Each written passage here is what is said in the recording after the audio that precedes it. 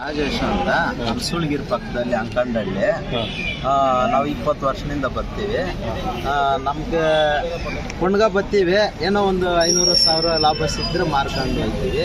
ಇಲ್ಲಾಂದರೆ ನಮ್ಗೆ ಸಿಕ್ಕಿದ್ರೆ ನಾವು ಕೊಂಡ್ಕೊಂತೀವಿ. ಇಲ್ಲೇ ಕೊಂಡ್ಕೊಂಡು ಕುಂದಾರ್ನಪಲ್ಲಿ ಸಂತೆಗೆ ಹಾಕ್ತೀವಿ. ಯಾವ್ಯಾವ ತಳಿಗಳು ಹೆಚ್ಚ ಹಸುಗಳು ತೆಗಿತೀರಿ, ಬಸ್ಸಿ ಮಾಸುಗಳು, ನಾಟಿ ಹಸುಗಳು ಕೊಂಡ್ಕೊಂತೀವಿ. ಎಮ್ಮೆ ದನ ಎಲ್ಲ ತಕೊಂತೀವಿ. ಸೊ ರೈತರು ಬಂದರೆ ಎಲ್ಲ ಥರದ ಹಳ್ಳಿಕಾರಿ ಇರ್ಬೋದು, HF ಇರ್ಬೋದು, ಎಮ್ಮೆ ಇರ್ಬೋದು, ಜರ್ಸಿ ಇರ್ತದೆ, HF ಇರ್ತದೆ, ಆಲೋ ಬ್ಲ್ಯಾಕ್ ಇರ್ತದೆ, ಎಲ್ಲ ಗುಡ್ಡು ಸೇರ್ತವೆ. ಎಲ್ಲ ದನಗಳು ಸಂತೆ. ಸರ್ ಯಾವತ್ತು ಸರ್ ಸಂತೆ ನಡೆಯೋದು? ಇದು ಭಾನುವಾರ ಪ್ರತಿ ಭಾನುವಾರ ನಡೆಯುತ್ತೆ. ಎಷ್ಟೊತ್ತಿಂದ ಎಷ್ಟೊತ್ತು ಸರ್? ಬೆಳಗ್ಗೆ ಒಂದು 5 ಗಂಟೆಯಿಂದ ಒಂದು 11 ಗಂಟೆ ತನಕ ಇರ್ತದೆ. ಸೊ ಬೆಳಗ್ಗೆ 5 ಗಂಟೆಯಿಂದ 11 ಗಂಟೆವರೆಗೆ.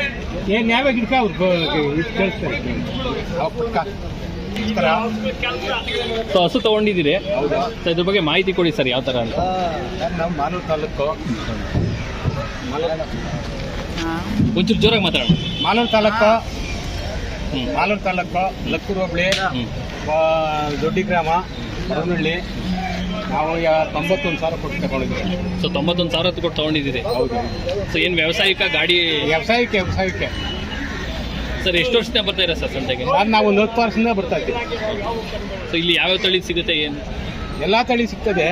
ಚಿಕ್ಕ ಕರುತಾನಿಂದ ದೊಡ್ಡ ಕರುತಾನಿಂದ, ಹಸು ಹಾಲಿಂದ ತಾನಿಂದ ತಾನಿಂದ ಸಿಗ್ತದೆ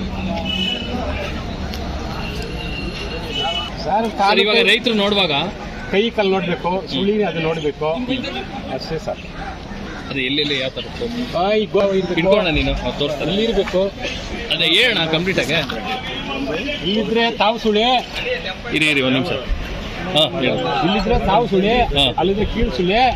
ಇಲ್ಲಿದ್ರೆ ನೋಡಿ, ಇಲ್ಲಿ ಇದ್ರೆ ಗವಿಗಳು ಬರ್ತವೆ. ಇಲ್ಲಿದ್ರೆ ಸ್ವಲ್ಪ ಬರ್ತದೆ. ಈಗ ತೋಟೆ